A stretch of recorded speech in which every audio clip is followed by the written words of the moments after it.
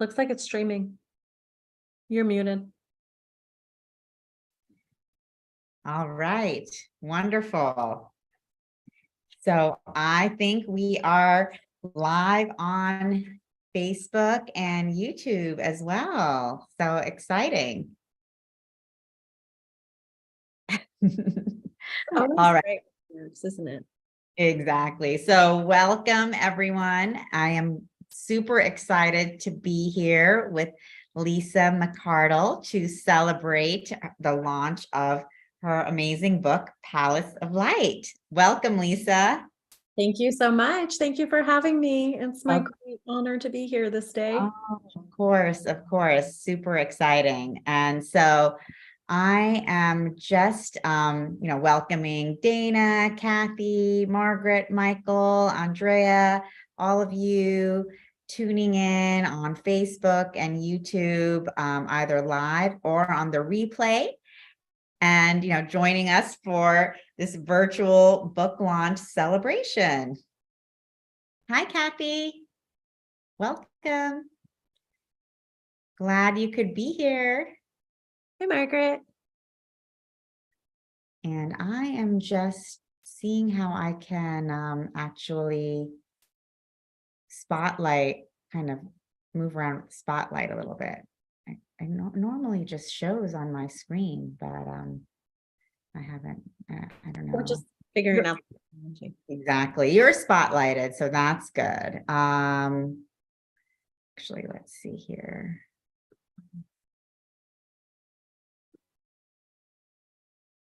We have gallery and we have speaker.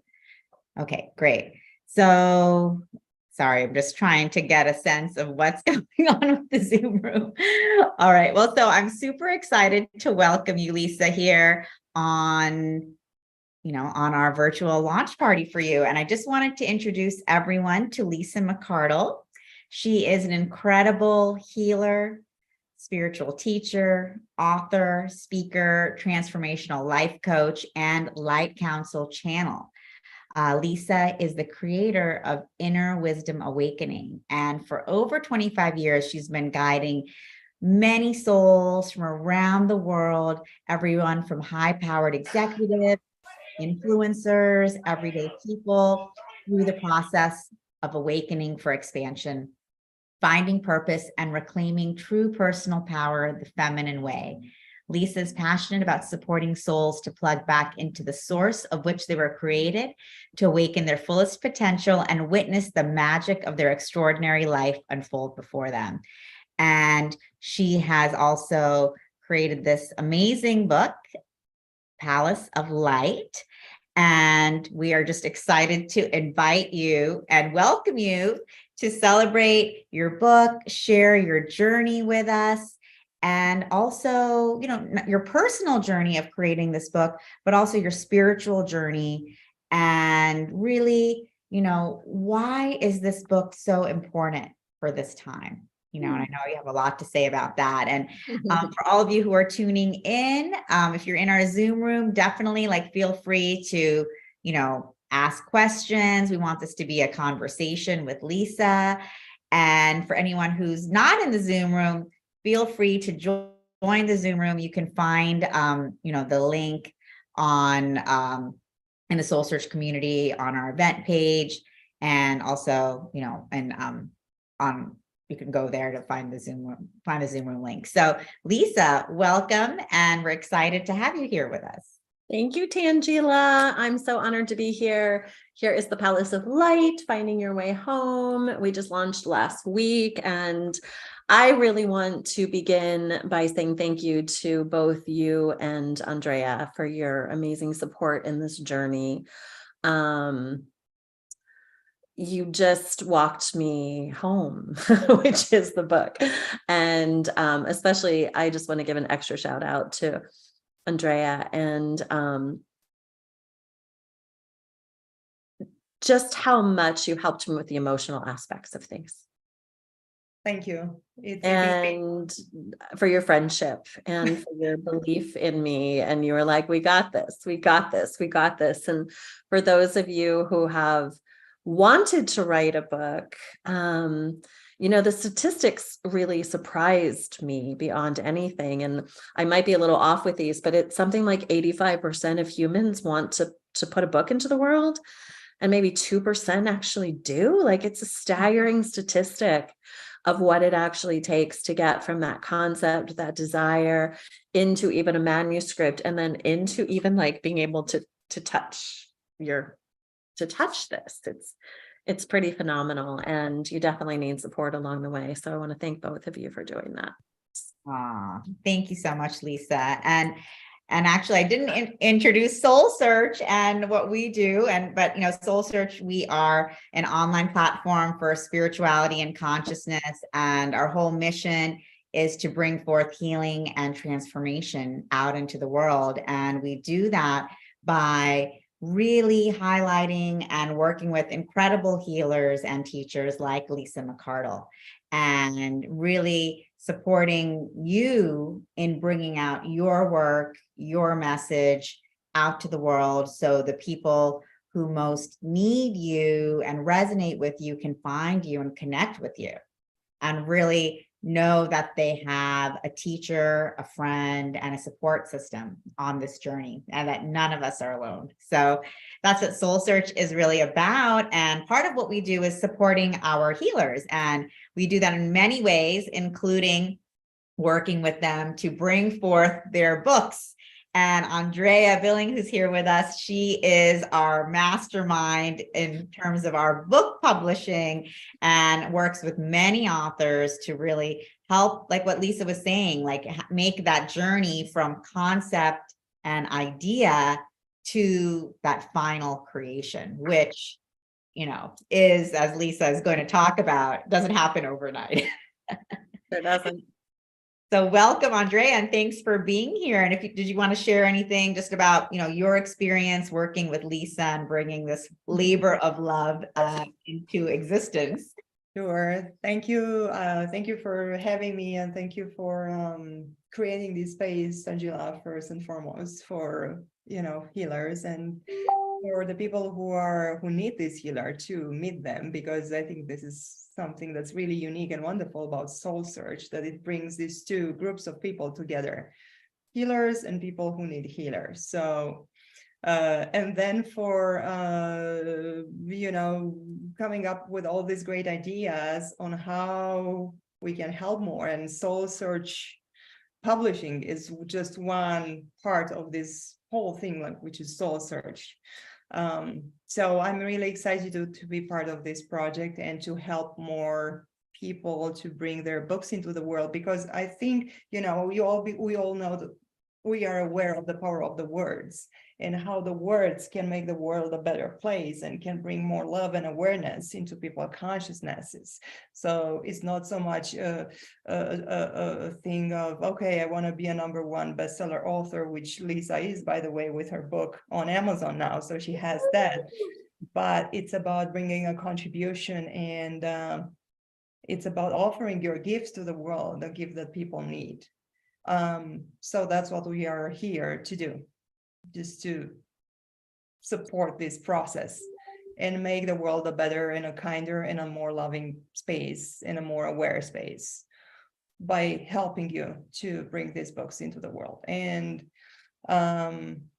tonight is Lisa's night, so I won't ramble about this more. I just want to thank you, Lisa, for simply existing on the planet at this time, for being such a selfless, loving human being, goddess, for allowing this gift of writing to flow through you so beautifully. Because although this is her first book, I've read many books in my life and I've worked with many authors, but her book is a jewel.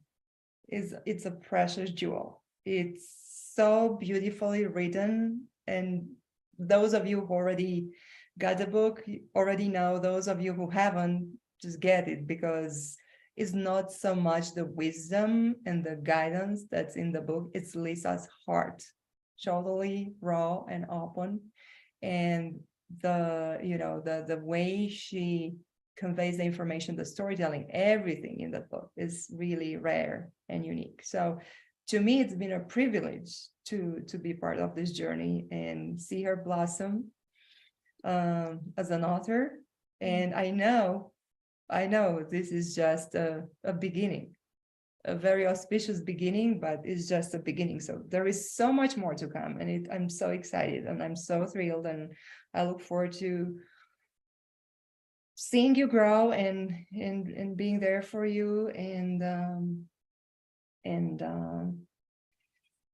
yeah, Thank you. that's it. That's all I have. Thank you. Thank you for touching my heart and for seeing me. It means everything to me. Thank you. Thank you, Andrea. And thank you, Lisa, exactly, for just existing, being who you are and sharing yourself so fully. So, we're just so excited for you and proud of you and here to celebrate you as you bring all of this forth. And, we'd love to hear a little bit more about, what this book is about, what it means for you, and what it means for all of us during this time. Awesome. Well, I think, it's I'm happy to dive into it, and it's so multifaceted. And some of you that I'm seeing here with us live have been such an integral part of the deliverance of this. And I want to give my love back to each and every one of you.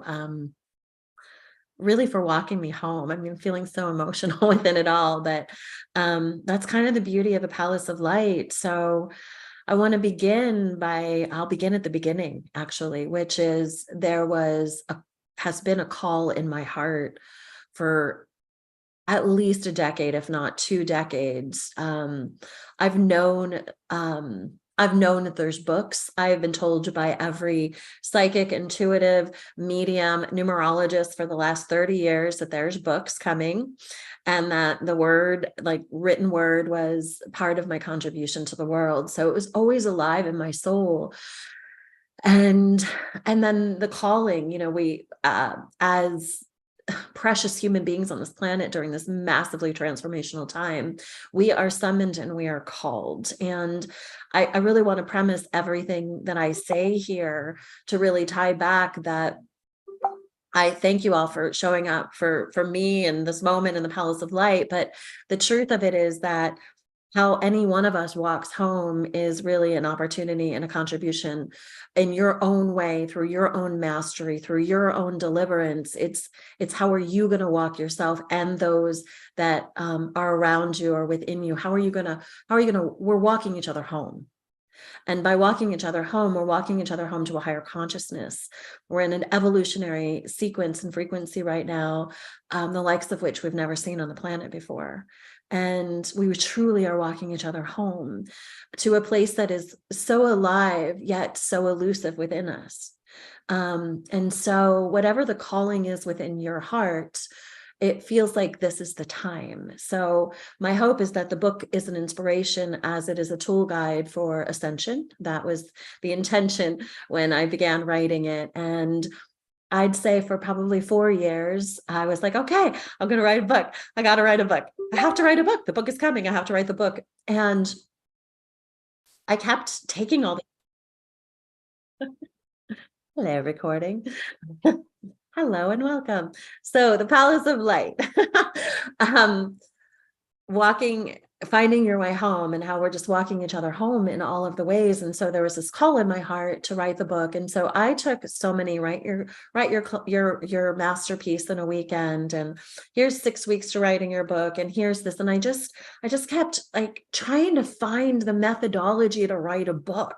I was like, I know there's a formula out there. I know there's a formula. But those of you who know me well know, and I'm an Aquarius, so let's just start there. Like structure and formula isn't really my jam. I have been an entrepreneur for 30 years. I've started many businesses, brick and mortar and otherwise, and I never once had a business plan. Like, it's just not how my brain works. And so I kept trying to find this methodology for writing, and I kept trying to get the formulas, but again, it's just not how my brain works. And I have this really beautiful client that lives in London, And she's probably one of my greatest cheerleaders and greatest fans, I would say. We've worked together for a long time, and she's just so values the messages that come through me from spirit. And I have to say that that is truly the conduit, is that messages come from spirit through me. The wizardry of my words, I wish I could take credit for. The only piece of it that I really accredit to myself is that I'm willing to be an open vessel for the deliverance of them. So you'll feel it as we move through the transmissions, that it really truly have made myself a catalyst for spirit. And so I had to get the head out of the way of how do I capture these words from this formulaic sort of way when I just truly am a conduit for spirit. And this beautiful soul in London, as everyone said, just write. And so finally it just clicked, and I just wrote, and I didn't write in any kind of formula. I didn't, all the classes I had taken where they were like, it's so simple. You just make your structure, and you find basically your chapters and your subchapters, and then you write in those. And that was never going to work for me. So what worked was I took every concept that spirit wanted and had been speaking through me with my clients, with my own healing, my own heart. And I was like, okay, I know this book is about ascension. And it all started to kind of formulate and become clear to me in the middle of COVID, because COVID, and from my perspective, was I call it the AC and the BC, like before COVID and after COVID, right? We're all different humans. And it was this catalyst that it was like, I knew my book was about ascension. I knew it was about the awakening process. And there was a quickening that occurred during COVID. And the whisper in my heart and in my soul was like, it's timely, it's now. And so I just started writing the concepts of, well, what do we need? What's the first thing we need to begin this transformation of awakening? And spirit was like, you need presence to all things. You must have presence. You can experience, you cannot experience the deepening of anything, let alone everything, if you're not fully present to it. And so I was like, well, let's start with presence. And then starting with presence, I was like, well, what's the concept of presence? So I just started writing about presence. And then I started being so present in my own life at the next level. I was really embodying the deep learning as I was also offering it through me. So it was a transformational process to deliver it through, because it is coming from spirit and higher consciousness. So I was like present. And then I would take a walk out in this beautiful meadow that was behind my house, and all of a sudden, spirit would stop me in my tracks. And there was this oak leaf one day. I was just having like a mess of a day, and I was like, I'm going to go get some exercise. And I'm out there, and all of a sudden, like, I stop in my tracks, and a breeze comes, and this oak leaf falls off the tree, and it does this whole spiraling dance in front of me. And spirit says, did you see it? Do you get it? And there was a teaching within that moment of presence, and spirit was saying, like, that leaf simply fell from the tree. It was not concerned with where it was going to land. It just let go, because it knows its divine order. It knows that this tree was its tree of life, and it knew that it came to the sequence of its life where it needed to let go, and it was not concerned with the deliverance. It simply allowed it to be. And I watched the leaf dance on the wind and literally land at my feet. And spirit was like, did you see it? And I was like, I got it.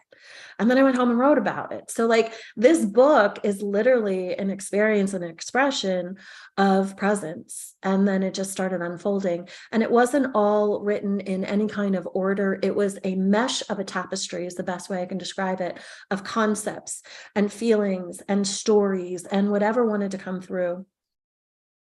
So I got through I wrote a lot about presence, and then I was writing a lot about the Light Council, and I was just piecemealing all of these things together.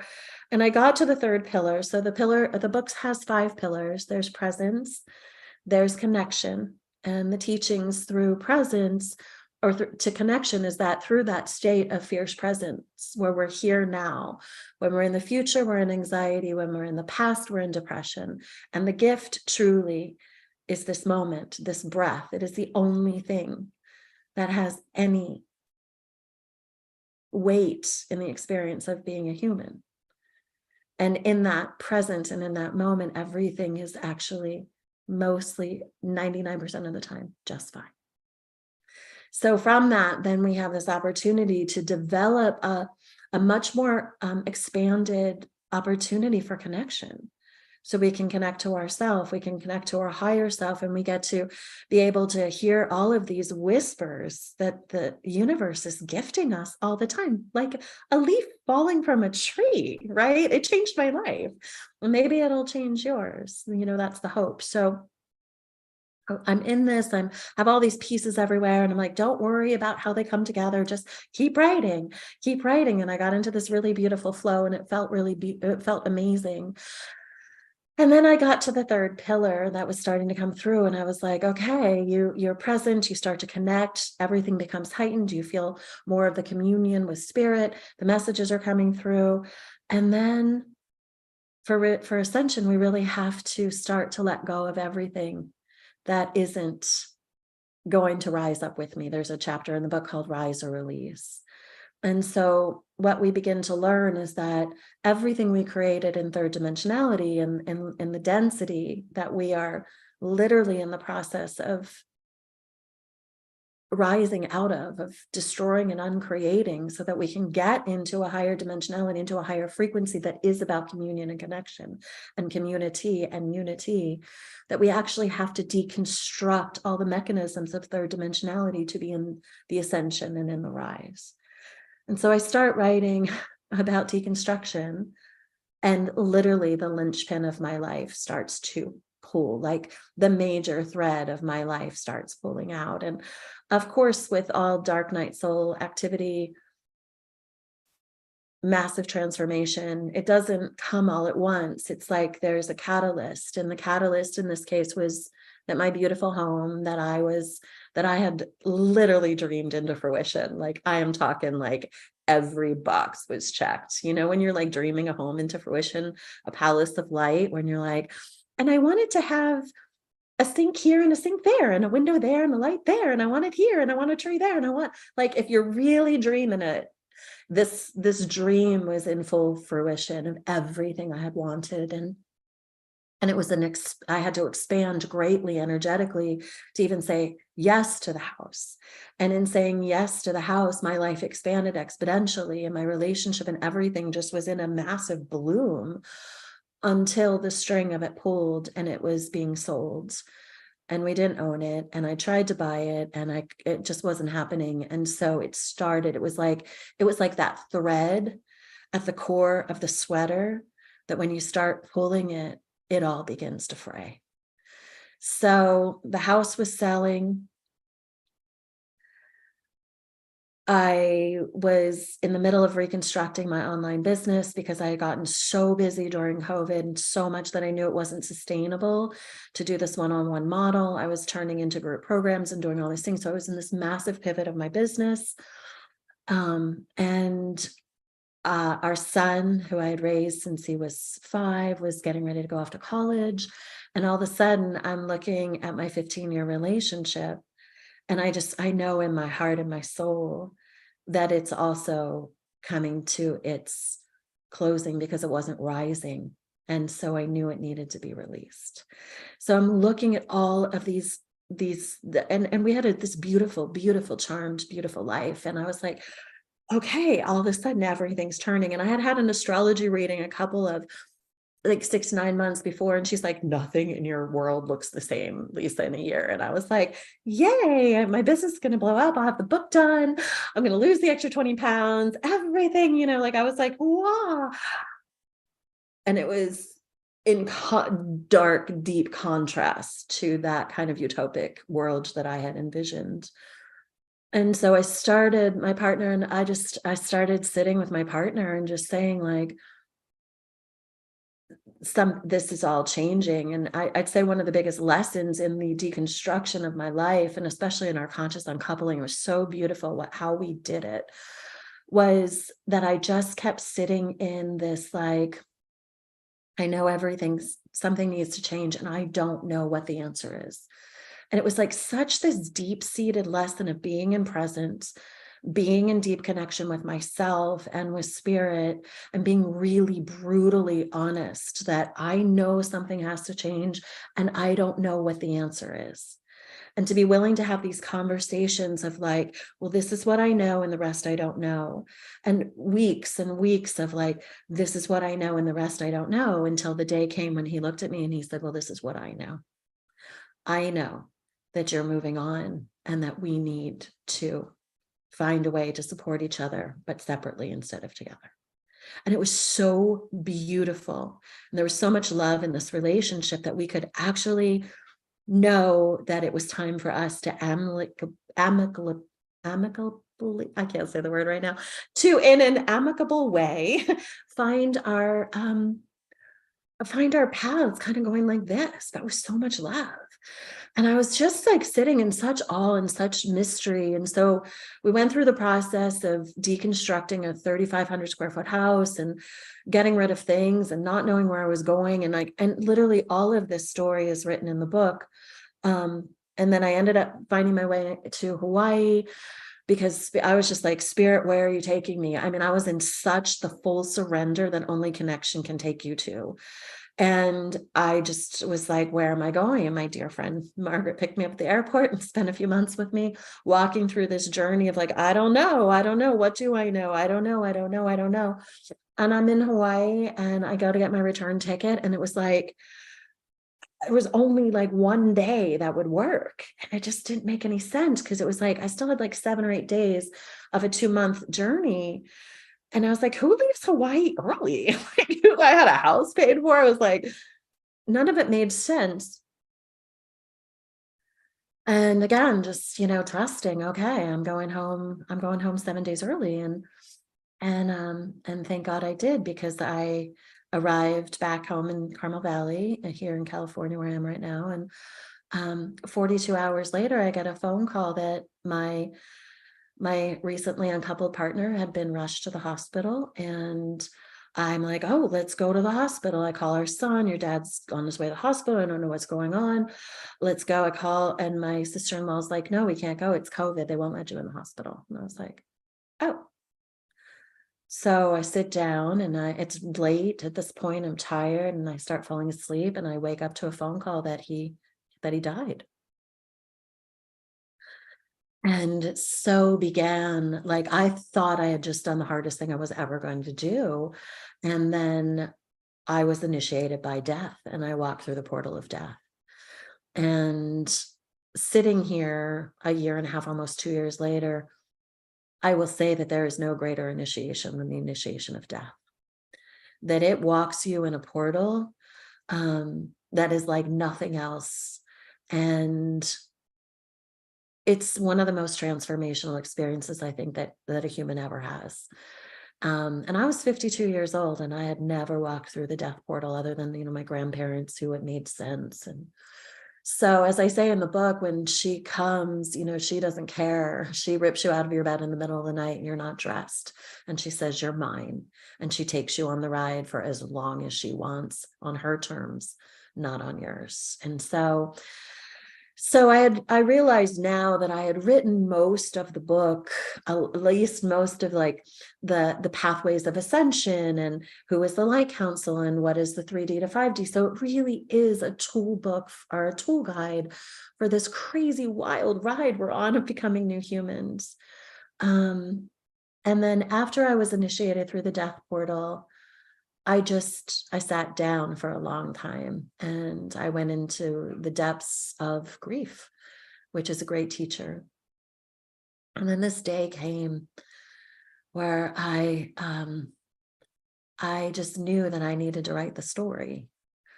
And so I sat down, and it really became a very cathartic experience of putting word and heart and soul into the journey that I had walked while creating this book. And I remember it was just over a period of probably 3 or 4 days. Like, I just dumped. I was like, and I was in it, and I just was, again, not with any structure. I was just expressing all of the components of what I had walked through. And then it became obvious that, the tool book of the Palace of Light was there, but the story of deconstruction was necessary. because all of humanity is walking through a grief portal of some sort right now. Every human is being asked to let go at the depths of people, of places, of belief systems, of ideals, of relationships. I mean, we're cleaning up karma. People are leaving, completing relationships in all kinds of ways. And a lot of people are leaving the planet and giving over their bodies. So I tell the whole story not to make it as much about like, wow, look what I've been through, but wow, I mean, I've been through it, but so has everyone. It's like everyone has a relatable point of their own dark night, deconstruction, death to resurrection, to remembrance, to rebirth that we're all walking through. So my sense is that the Palace of Light becomes a tool guide, but it also becomes something that's very relatable, because people understand grief on this planet right now. And even if you haven't lost significantly through, separation or through death, we're also grieving that we ever forgot that we are the light beams that we are. So everyone can relate to the experience of grief. And the beauty, I think, of the book is that it is so raw in its experience and in its expression that makes it so relatable. And that makes it's simple in a lot of ways. But this journey, there's a lot of spiritual teachers out there, and it's really easy to get into the quantum and the galactics and making it all very, untangible in this higher awareness. And all of that is there. But we are all humans, just like literally walking home. And my desire for the book is that it is relatable, that through my stories, you can see yourself within it, and that the tools that are within it actually gives the tool belt or the step up for us all really to get through and to the other side, and knowing that none of us are doing this alone. And so that's pretty much the journey. I really want to say the Palace of Light, I haven't really talked about how the name came about. It's kind of a cool story. I have this really good friend who lives on Oahu, and she and I lived in Big Sur many years ago, the same time. And I channel a group of beings called the Light Council that is the galactic crew, and she's in the process of writing the galactic history of the Earth right now, and it's all channeled. So we have our friends that we channel, and sometimes like we'll just get a hit where I'm like, I think I got a message for you, and she's like, I think I got something for you, and we'll just, it's nice to have friends in faraway places connected to divinity. And one day she was like, I just feel like I have to get a message for you, and it was actually during the time when the home was unraveling, and I didn't know where I was going. And it was during that time, and I was really hungry for support. And so she went in and did like a tarot reading and a channeling, and she came back with the messages, and she said, for those of you that understand like star seeds, and I connect very much with the Pleiadians, and she said she went into her Pleiadian. She said the Pleiadians came forth, and they told her that I could choose, that I didn't need to incarnate back onto this planet again unless I chose. But they told her that my Palace of Light was waiting for me there. And when she said it, like, your Palace of Light is waiting for you here in the Seven Sisters, basically. And when she said it, every part of my heart like knew it was true, and just kind of had this ripple through. I hope you can feel it through me in this moment. And I was like, oh, Palace of Light, Palace of Light. And I was like, I want my Palace of Light right now. I want it here. And so everything in my quest for home was like, where's my Palace of Light? So I was literally looking for a Palace of Light. And so, of course, it's a metaphor. We know that the Palace of Light is what lives within us richly. And it is that truest essence of our soul. But I was on the quest and moving and being in so many homes, and truly still, and even in some ways to this day, still like, where is home? Especially as I'm here back in Carmel, and I'm like, is this home? Like, where's home? What is home? Like, I feel like all of humanity is on a quest for home right now. We're just like, where do we belong? Where is our home? Where are our people? And let's remember that we're deconstructing the illusion of separation and the attachments to things outside of ourselves as security.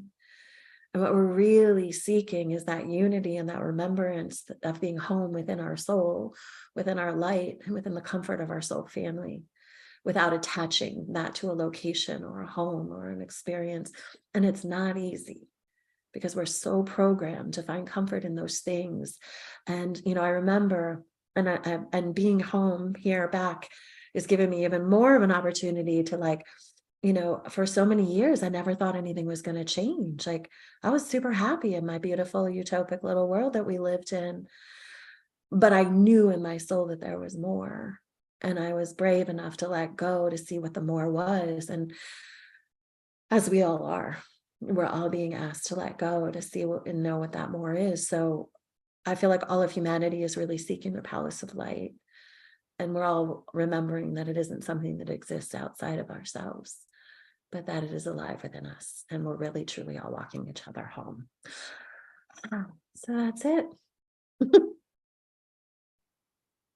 Beautiful. Thank you so much, Lisa. I mean, what an incredible journey to, be going through as you're writing this book. And it is a guidebook for all of us, just because, and just because you had your own personal experience of this ascension process. So it's not something that, of course, it's something that you downloaded, but it's something that you downloaded and also walked through on your own, in your own way. As you said, like, we're all doing it in our own way. We are all going through that process of separation from what we know and what we've known, and releasing all of those programs, as painful as it can be. So it's separating from the great illusion. That great illusion is separation. Like, don't believe the lies. Like, we're really separate from nothing, but we have to just untangle all the entanglements and come into a greater remembrance of what is actually true, right? And you said this was a guidebook for the ascension. And so what does that mean for you exactly? Yeah, well, my sense is, we're in this great time. We're seeing a lot of deconstruction on the earth plane. I do believe we're in what many call the Great Awakening, in the welcoming of the new earth. And I kind of naively thought that we're just going to, like, snap our fingers and be in this utopic new earth. I was like, woohoo, let's get a new earth. That sounds amazing. And I had a really strong religious upbringing, and there was a lot of prophecy, we'll say, in the religious upbringing about this, the new earth, really. I mean, a lot of religion talks about, the Bible talks about it. There's just a lot of different imprints of what that actually looks like, right? So my philosophy is that we are in ascension, and that all of our souls chose to be here, very, very, and we're chosen. We are the chosen ones to be here at this very delicate and profound time, where this is written in the book, but where we're shifting out of a third dimensionality, which is dimensions are their frequencies, their vibrations, less than places, but we're moving out of that low density, and we're elevating into a higher, more rapidly firing dimensionality. So we have to leave all the things that were created in that 3D realm behind. And, we're in this portal of elevation and ascension, and this just gives us some guides to get there. Exactly. And I love how you're bringing forth that, because we do tend to talk about the ascension as like, oh, the new earth that we're creating, this beautiful utopia. But, the ascension is a process. It's an evolutionary process when it requires this release, which, is not necessarily the most comfortable for any of us.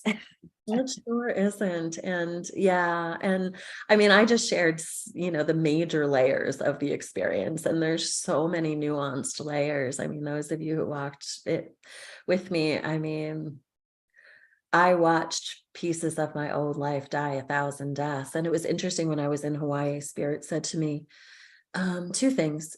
I heard, you have to get really comfortable with death, because when you're fearless in death, you're forever free.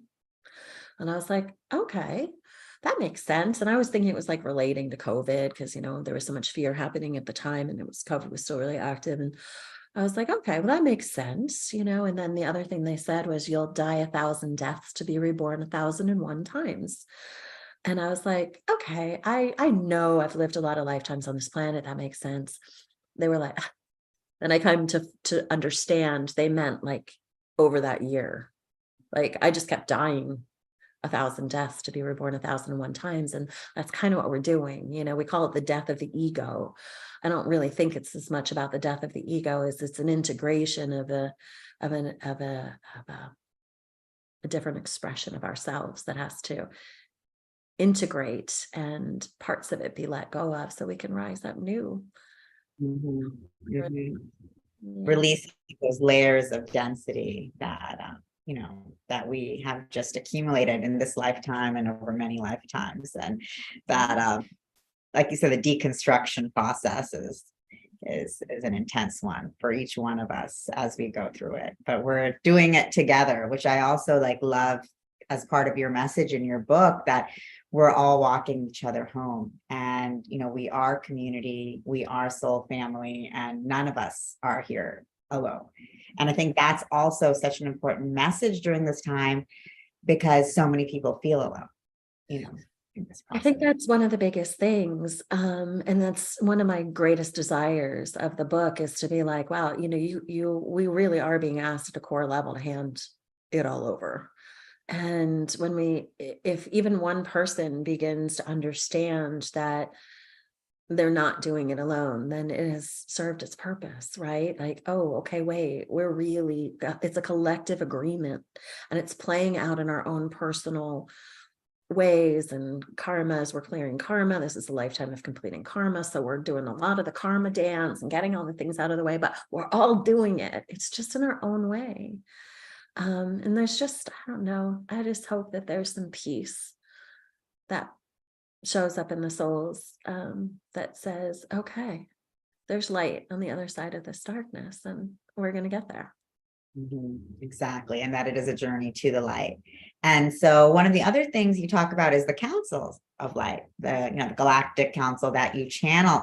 Do you want to chat a little bit more about that, and also maybe bring through a message for us from them? Oh, sure. Yeah, information started. First, I want to premise this by saying, oh, hello, it's me again. Me again. I want to premise this by saying I believe that we're all conduits, we're all channels. I think that channeling can get it to be a little mystifying sometimes, but really, truly, I see that being a channel is really being a conduit for the words, right? A conduit for the frequency, a conduit for the vibration. And every single human on the planet is a conduit for these things. And when it first began for me, I was a very young, like 26, 7-year-old yoga teacher. And I would get my the people in Shavasana, and all of a sudden and I'd be in this altered state, and everyone would be receiving their silence and letting the truth of the asanas incorporate in, and all of a sudden these words would come through, and I'd be like, that was so good. Like, what is that?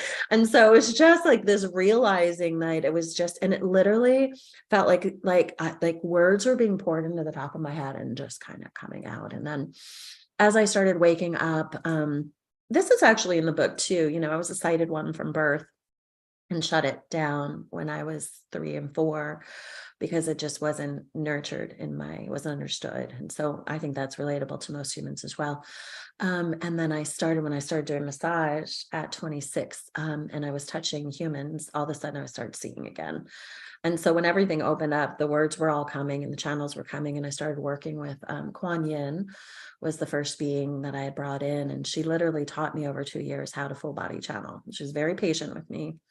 And she would slide in. Now, it doesn't take that long now. I was riding through a lot of density back then in the early 90s, as humanity was. I mean, we can open up to our conduit of channeling in 1 minute. It's because it's all so much lighter now. So the Light Council, so I worked a lot with Kuan Yin and with the Ascended Masters for many years. And then all of a sudden the Galactics started coming in, and And so, now it's just like a soup for all. And we have all kinds of beings that come in. It's really beautiful. And so what I found mostly in sessions is that they would come and speak through and just kind of deliver the messages for people. So let's see what wants to come. The thing that we would most like to say in this now moment is that we cannot stress enough the truth of the great illusion that is upon you, that you are in any way living as separate from yourself, separate from your higher self, separate from source itself. What we see is the true poison, or we would call it the virus upon your planet at this time, is the great illusion that in any way you are separate. And through the dismissal is what we would call it, the denial is what we would prefer to call it, but there is definitely an opportunity at hand, beloveds, for you to understand that the illusion of separation is just that. And the moment that you cease to connect from any kind of illusion play, and you begin to see that everything and everyone has a harmony and a vibration that is in resonance, that is in likeness, you will begin to see the many ways that you are more unified, that you are more alike than you have ever been different. And we would also like to say that there's a program that's running on your planet right now to keep you in the assimilation of density. And so you will see that there is more divisiveness and more division than perhaps you have ever seen in your lifetimes. And through that, we would like to say that the more and more and more of you that are waking up, and the more rapidly you're waking up, and you are all waking up very quickly, we cannot say, we would like to say how proud we are of you, but we almost don't want to say that, because in some ways it sounds as if we are above you, that we are up here saying, oh, we're so proud of you, as if we have mastered something that is beyond you. And so we would like to say that our pride of you is that we are you and we assimilate with you. And our pride of you is that we know how bountiful and how powerful you are. And so instead of pride, what we would actually like to say is that we are in great celebration of each and every one of you for having the awareness of coming back to light, coming back to life, coming back to the true illumination of the pure essence of you as soul beings in this human form. And we would like to say that your journey through density has been a very intense journey, and you so willingly handed everything over to come here. You handed over all of the great memory, you handed over all of the great power, you handed it all over so bravely. And so when we say we are proud of you, we say, in fact, that we are in great celebration of you, because you were so brave and you're coming here, and you came here as warriors, and you came here as warriors of light. And in your coming here as warriors of light, you have bestowed a great transmission merely in your presence. And so when we stand here, we say that we are proud of you, but really, truly, we are in awe of you. And we are in awe of you because of how much you are willing to sacrifice, and how willing you are to remember, and how willing you are to stand so bravely in the truth of your remembrance, so that no soul shall be left behind. And what we want to say to you today, beloveds, and thank you for this opportunity, we want to say that our love for you is so bold and so bright and so shining that we hope only that it serves to be, we would say, the force of light, of wind that is at your back to pursue the greater light that is emanating through your hearts. And by you being the conduit of this, you have gifted us an amazing opportunity to have our space and our place amongst all things. We are here with you, and it is our light that becomes more bold, more bright, as it casts through you is the only way we can say it. So when we say, beloveds, that we are in all of you, we truly are in all of you, and we are all of you. We are all with you. So we say that this planet shall suffer no more. And we say that the moment that you cease to attach to the suffering is the moment that all of you shall be liberated and free in the truth of this light that is bestowed as you and through you, as you, as we. And we are complete. That is it. So we'll take a deep breath into that. And of course, the other thing that they want to say is it really has nothing to do with their words, but anytime that they bestow words, it is really to offer a frequency.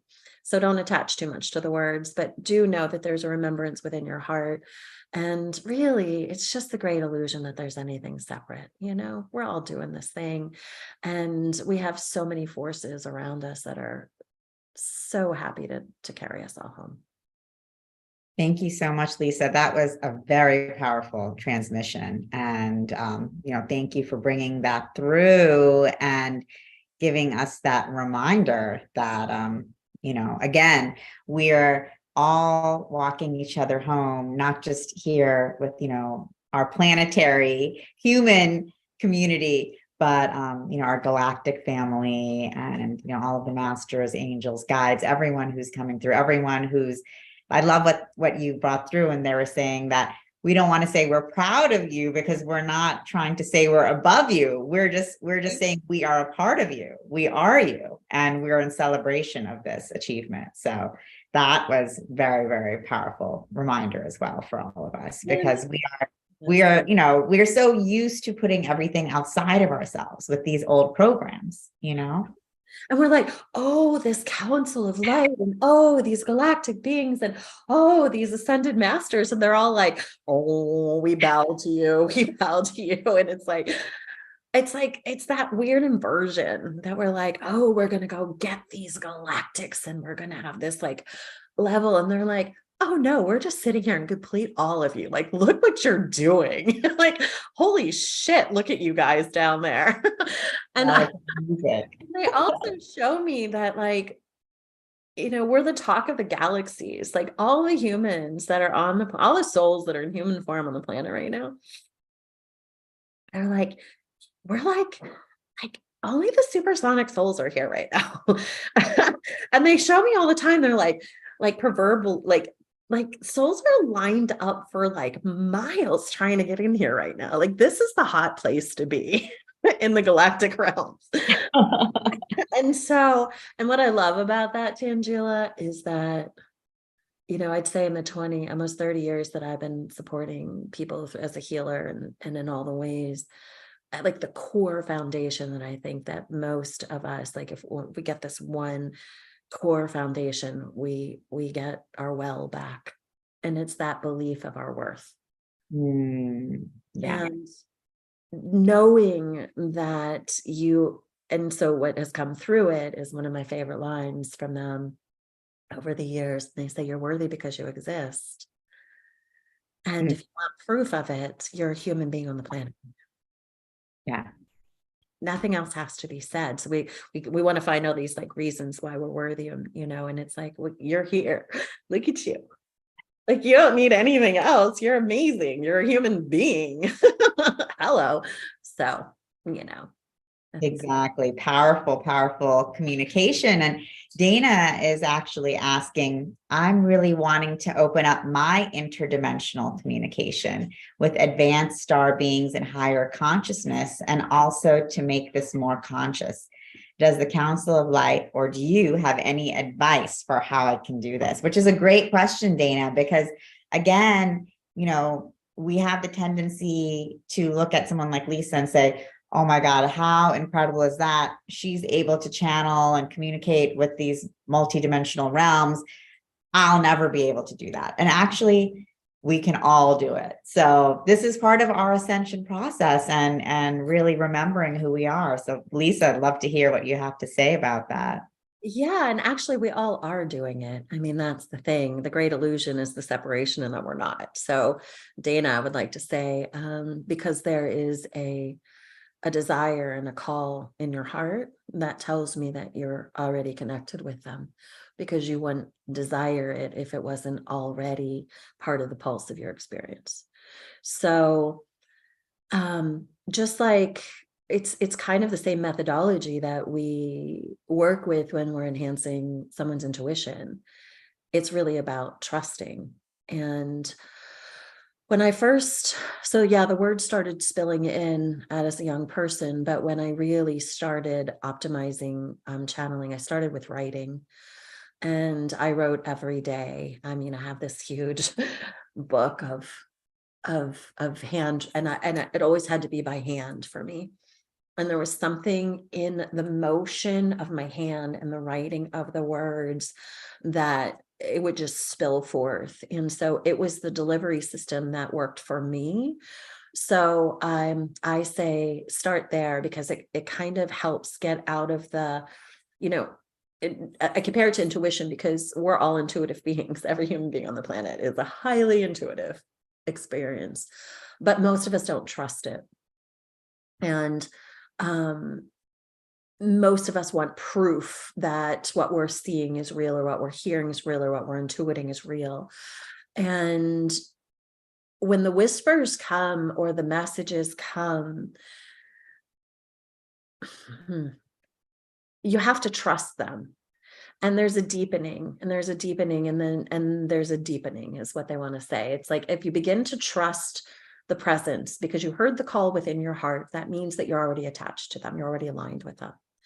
And if you give them space to commune with you in a higher manner, this is what they're saying, give us the space to commune with you in a higher manner, and we will very rapidly unfold the kind of the flower petals to bring you to the, to the piston and the stamen that's in the center. We'll bring you to the center of the flower, and that's where we'll meet you there.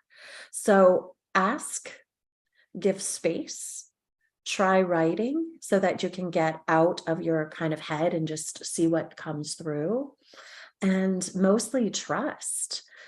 It's with the invitation that they will begin to make themselves very present to you. But then you have to get out of the way to be in the receiving of it. And so getting out of the way looks like, perhaps doing some writing and just seeing what comes through. Ask a question and free write an answer. And so that's probably the quickest way to get into communion. And as you begin to trust, then you'll begin to surrender more to the influence, to the deliverance that they basically are reminding you that there is no separation, right? It's a great illusion of third dimensionality. So it's not like it's them and you, it's we. And by trusting and getting out of the way, the flow will come more and more and more. And it just takes practice. Now, it is definitely easier to get into a meditative state. So whatever the tools are that you use, I've been certified on a whole lot of things over the years. One of them was the theta healing practice. And there's a methodology within the theta healing practice of going down and rooting into the earth, and then going up through the planes into the higher realms. That's how I found the higher consciousness. I'd go up into the sixth plane of existence, and that kind of just opened me up for all of the higher realms. When I went galactic, I see the planes kind of coming up through the chakra system and the higher chakra systems. When the galactics came in, so fascinating. I'd go up to the sixth plane, and then I would go over and off to the right and up. And it's like, when I'm finding them, I always go over there. It's just the weirdest thing, but that's how it works for me. So there's planes, and then there's dimensions, and I find them in a higher dimension. So whatever your methodology is for getting up and out, walk the steps up, invite them to show up to it as a daily practice, and expect the connection, and you will be granted. That's it. It's quite simple, really. Amazing. And Dana's saying, yes, thanks. I'm already using writing, as that's the main way I can do it at present. Perfect. And just keep working with it, and then keep inviting them. You have to give them permission. And then you have to start kind of peeling yourself back and letting them come a little bit further forward. It's just a walk in, and they'll take you there. They'll take you there. Wonderful question, Dana. Thank you so much. And so if anyone else has a question, feel free to pop it in the chat, or you can just come off of mute and ask Lisa about that. But I think, Dana, that was such a great question. And Lisa, what a beautiful answer, because this is so representative of us, moving from separation into unity consciousness, because it is a we that we're in, and we're in communion and communication all the time, constantly. Yeah, we're all divine conduits for higher knowledge and higher source. I was with a client yesterday, I think it was, and she's a teacher, and I was, what was coming through was just like, there's a divine well of knowledge. Like, we just tap into the infinite knowledge, into the infinite wisdom. It's part of our higher expressions, part of our fifth dimensional opportunities. And some of us are just popping through the veil a little bit sooner, and that's okay. Like, everyone's got their own density dance, but we're all doing the thing. So be gentle and be loving, and just keep your eye on where you're going, even if you don't know what it looks like, then your soul knows. And just keep inviting, keep trusting, and keep allowing, and keep expanding. It's all here for us. It's a beautiful journey. Exactly. And that is the journey of ascension. And so you had mentioned that you have 5 steps in the book. So what are they? And if you wanted to share anything else with us from the book. Sure. Well, there's 5 pillars really of the book. So pillar 1 is presence, which I had talked about. And I believe it's the starting point of everything, right? I mean, only through presence do we get the gifts, and do we really find our way home. And I also find presence to be probably one of the most challenging steps in it all, because we have so many distractions and so much overstimulation and so much operating on us and around us and through us, trying to keep us out of presence, really. So it's our innate state, and we get to remember how to be there. So coming back to presence, coming back to this now moment, coming back. One of the tools that I share in the book to get there is sometimes I'll literally tap on my thymus gland. If I'm just like, what about this? All the things we do as humans out there spinning around. And sometimes I'm like, okay, presence, Lisa, presence. And I'll just close my eyes and I'll tap here to bring myself like right here, right now. And if I'm really like distorted and out there, I'll literally like tap on the table, like here, now. And then breath is always the key to bringing us home. So my favorite breath, and what I love is the breath is the tool that's always with you. And if it's not, you're not worried about presence, because you are all present, right? So my favorite, so I'll tap, and then you just fix my video here. And you take a regular breath in, and then a really, really exaggerated exhalation through pursed lips, and it becomes that like the slowest exhale you can possibly muster. And doing that 3 times, and it's a biohack, and it's a naturally down regulates nervous system, and it takes you from that sympathetic, which is the fight or flight, into the parasympathetic, which is the rest and digest. It is literally a physiological somatic biohack to get you into presence, and it lives with you all the time. So tapping that, and then because my eyes are closed, another thing that I'll often do, and this kind of brings us to pillar 2, which is connection. I'll often optimize the senses. What makes humans so unique of all of our galactic friends is that we have these amazing senses, right? And that's also part of the reason that beings love to be in human form, because we get all the senses and the sensuality, and we can touch and taste and feel and smell and hear. It's like, we're really, really cool. We're supersonic beings. We really are. And so I'll optimize my senses to bring me into greater presence. What do I smell? What do I hear? What do I hear far away? What do I hear near? What am I tasting? How does it feel? Like really optimizing the senses to bring me into this present state. And then sometimes when I open my eyes, I'll land on, what is the first thing that you see? And what does it mean? Because everything is symbolic, right? So even if it's like, oh, there's 3 candles there, and 2 of them are white and 1 of them are pink. What does that mean? And they're sitting on lotuses, by the way. So, so the beauty, this brings us into connection. And part of what I talk about in the book too is that the more present you are, the more able you are to connect. And it brings us into the opportunity to really glean, like, the universe is always communicating with us through everything.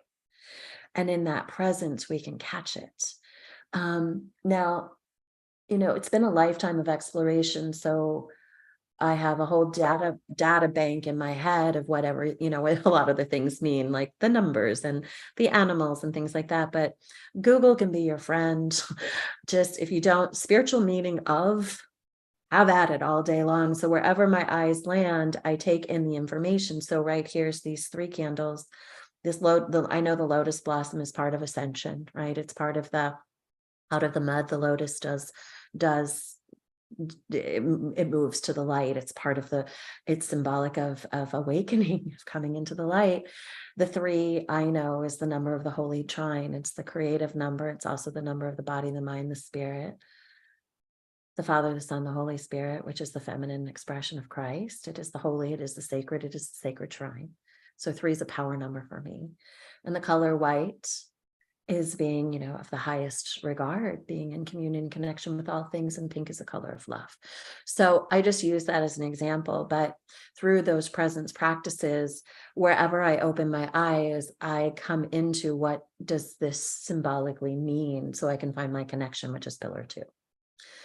Pillar 3 is deconstruction, as I had said, and the deconstruction phase is really where we have to, the word that's coming through right now is disavow to all the things we were attached to. And sometimes that's like physically deconstructing our relationships, the job that you have not loved for 30 years, yet you believe you have to, whatever it is, there is a letting go, which of course requires significant amount of trust and a lot of surrender. And the deconstruction phase is the letting go. And when you're willing to let go of the things that are no longer aligned with who you're becoming, it is almost the catapult, the catalyst that takes you to the 4th pillar, which is ascension, which is rising up in your frequency, in your energy. It's the rise, it's the lifting up into 4th, 5th, and beyond dimensionality, because we have access to 9, 10, 11, 12 at this point. When I started writing the book, it was like 5D. And then it was like, oh, wait, that is so outdated. Even in the 2 years, I was like, we are so beyond that right now. So you get it, stair steps. And then the final is literally just came through as like the rise. And so we ascend, we're walking up. And the 5th feels to me, it is the rise. It's the rise and shine, right? It's like coming to that higher level, standing at you've made the arduous journey up the backside of the mountain, and you're standing at the precipice. And this vast array is what it is you get to take in. And I believe we're all pivoting between all of those. And that's in the book as well. The Ferris wheel of awakening, we're down here and we're like, whoa, whoa, whoa, whoa, whoa, we're in the rise, we've ascended. And then we're like, how did I get back down here? And so it's not a straight line. We're moving through all of them. We get back to presence, we come back to connection, we deconstruct some more, we ascend some more, we're at the rise, we're all of it. It's a living, breathing organism of transformation. We're doing it all. But I see that as we go through all of them, each time we're actually positioning on a different, on the step up, right? And we're like, okay, now I'm up here, this next thing, and your dips are going to be a little less down to the old, like that's done. And now you're vibrating up here into the next rise up and the next. And so we're just in this Ferris wheel of ascension, of moving upward. And, there's all kinds of tools in there, and that are very practical, between breath and meditation and connection and communion and earthing and grounding, and so many things that are very familiar to most of us, but sometimes they just need to be we need to be reminded. Beautiful. I mean, those are amazing steps. And I love how you also said that it is not a linear journey that we're on, and process of ascension is not just this straight line up, but it's, ups and downs and, transform, it's almost like a spiral, right? Because we continue to level up, but it doesn't mean that, we're not going through this release process over and over again. Well, and it accelerates, like we're constantly letting go, but we're not like, we don't have to dark night soul it for eternity. Like we're just like, oh, let me let go of that. Okay, that's done. Whew, I don't need to, and the opportunities are endless. I mean, I've had a lot of communication stuff come up in the last few days, especially coming home and friendships and things. And I'm just like, oh, here's another opportunity to deepen the well and to come into a higher level of consciousness. And I consider everything that we experience like that to be a great teaching, a great teacher. And I welcome it all. Like, we're here for it all. And the hard stuff and the uncomfortable, and the more, like, I just went deep with a dear sister because we had a communication snafu and disappointments that we had both presented for each other just today. And it was like, thank you. Thank you for being part of my ascension and for having the really hard conversations. And I'm here for it all. If I learned anything through this journey, it's to be fearless in the face of it all. Thank you for sharing your fearless journey with all of us. So inspiring, Lisa. And, we're coming to a close. I just wanted to see if you wanted to read something from your book, share a little bit with us so we could hear, some of what you have brought through. Yeah. I think what I'd like to read is, I wrote this poem, and it was literally not that, like, it wasn't that long ago that I wrote this poem. And it was like, as we were doing some of the final pieces of the book, I was like, I think this needs to go in there. And Andrea agreed. And so it's called, it kind of sums up the whole journey that I walked through too. So it's called The Red Phoenix. I am the Red Phoenix. I rose up fierce from the ash after the inferno came and burned the entirety of everything to the ground. I tried to stop it with my bare hands, holding the essence of the Divine Mother deep within my womb, but even she backed up so that death could walk in. I tried to save the pieces and tucked away boxes high above the roofline. I tried to save the children that hid curled up behind the doors. I tried to pick the fruit and all of the flowers before they chopped down the trees and pulled up the roots, the scent of cherries and roses lingering still in the air just above the leveled dirt. I tried to house the kitten that could only run free, lost and alone, hiding behind the tomatoes left growing like wild weed until the day my beloved took her with him to the other world.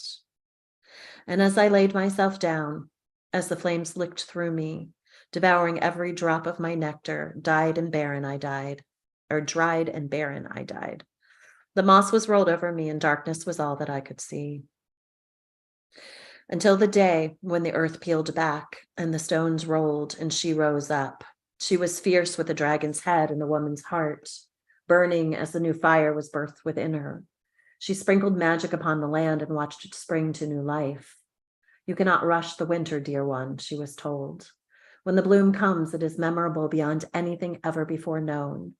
The beauty that pours forth takes the breath of even the most stoic. This is how worlds are formed. Her magic dripped through the center of Gaia, and together they rose, womb to womb, dropping petals of faraway scents, elixirs to the weary and the wild of heart. She will rise, it was screamed for all to hear, and in time it has been made true. I am the Red Phoenix, and in the wake of my fury and my love, all shall rise with me, liberated, remembered, and free. I think that says it all. Think that says it all. Yeah, that was the journey. It was really a journey through death and rebirth and resurrection and remembrance. And when the spring comes, it is more bountiful, more beautiful than anything you could have experienced if you had not first gone through the winter. And it's the journey of humans. It's what we're doing. We're all doing this thing as we walk each other home.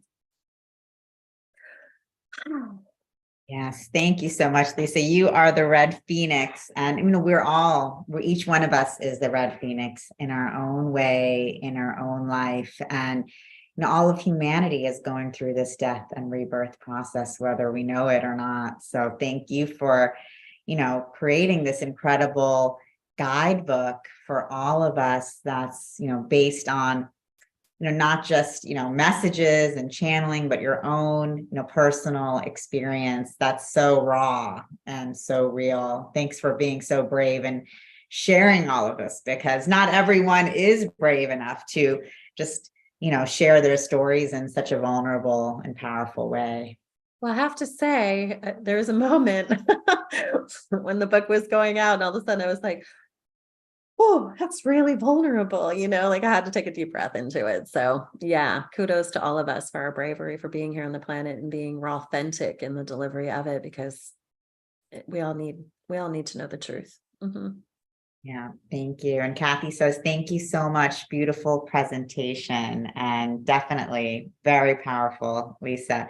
And Andrea, I'm going to bring you back on here as well, just to, you have been a part of this journey with Lisa, bringing forth this powerful, raw, real spiritual transformation experience.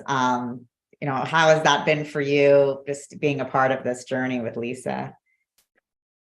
Well, Lisa has been an amazing person to work with. I mean, she's been really wonderful. She's been really receptive. So she made it really easy, because she had first of all, she had a great manuscript.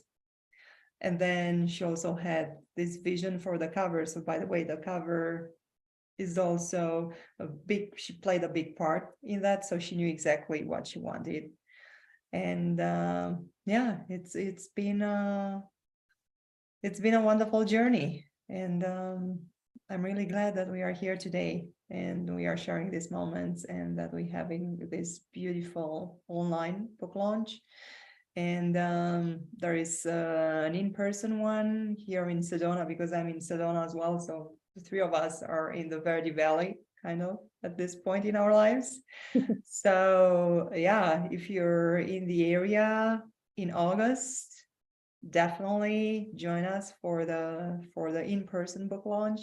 Then you can give Lisa a hug and congratulate her in person for her book. Keep an eye on SoulSearch, and you will get the details when the time is right. And if you have a book in you, we are here. So don't hesitate to reach out and talk to us, and we will be happy to assist you on your journey. Thanks, Andrea. And I see, Dana, you have your hand raised. Do you have a question or comment? Oh, Lisa, I just wanted to share with you this Rumi oracle card that I picked recently. It's called Sacred Phoenix Heart, and it's a red phoenix. That is gorgeous. It was sitting on my dresser. And I actually know that print, that picture. So thank you for bringing that. That is absolutely gorgeous. Thank you, Dana. And Dana, I know you have the question. How do you feel about just, the way in which, Lisa and the council responded, and just her, journey of ascension with this book? Did it resonate with you?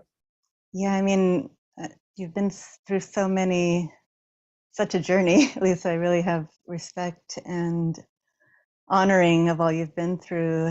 And at the same time, I also, I feel encouraged that you're bringing in this higher consciousness, and that it's so natural for you. And I really feel it's part of my next phase to also do that in some way, especially with the beings that I feel most connected with. And so whenever I have a chance, I just ask, piece together the pieces of suggestions and advice for opening that to another level.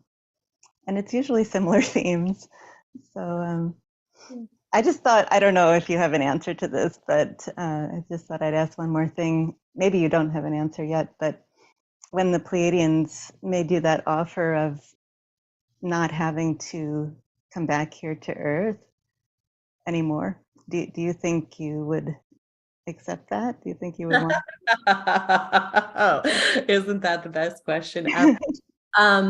Well, here's my truth, and I have thought a lot about this, and thank you for the inquiry. It's such a great one. From the lens that message was given to me in my journey of my own awakening, I was like, oh, thank all that is holy, because I don't ever want to come back here. And I know I've been on this journey. I've been here doing the circle for a long time, and I'm ready to go, home. But here's what I know to be true now is that home that I long for is the home that we're creating here as we bring heaven to earth. And two things come through this to be true. This earth is about to be the palace of light that it has always been, underneath the shroud of the illusions that are disguising it. And so from that perspective, being here would be a pleasure. And I also believe that we have the capacity to extend our lifetime exponentially. So my plan is more as time goes on. I believe that we will be expanding. What I perceive is that I'm going to be here for a very long time in this incarnation. And therefore, I might feel complete by the time that comes. But we'll see what happens. I appreciate the inquiry. Wonderful. Thanks so much, Lisa. And I see that Mel, you have a question as well. So I will add you in here so we can hear your question for Lisa.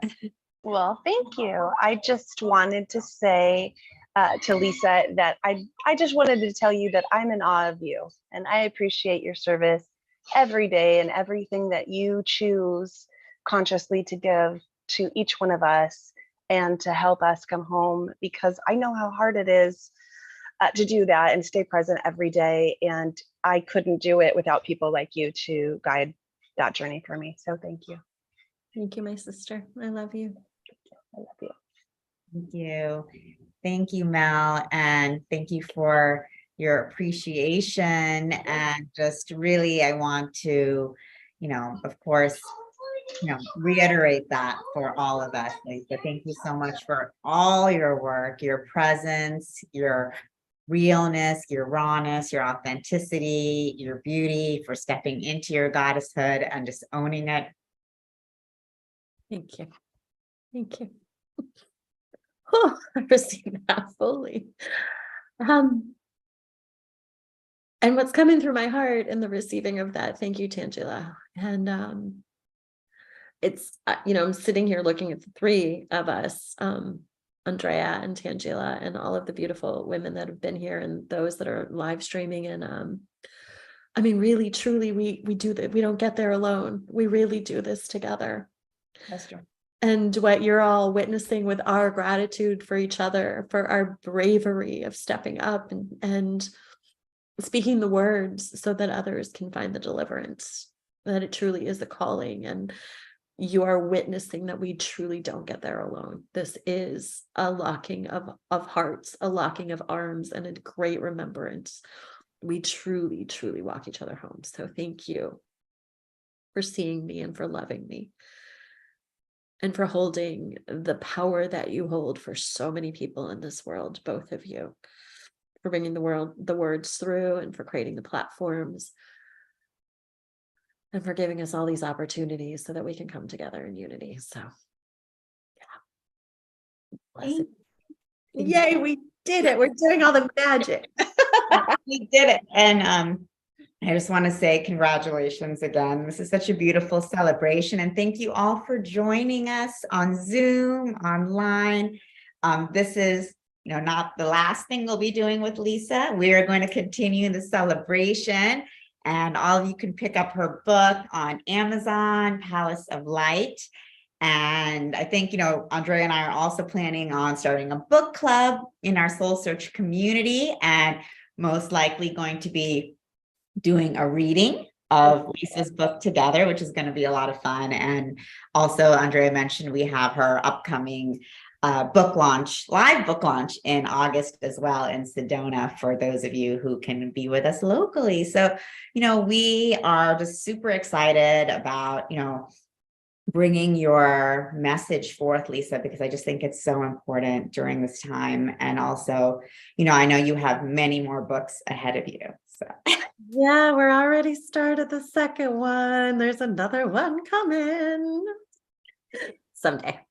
yay. And then for all of you watching, I mean, what an amazing story, because we have, an author here, first-time author.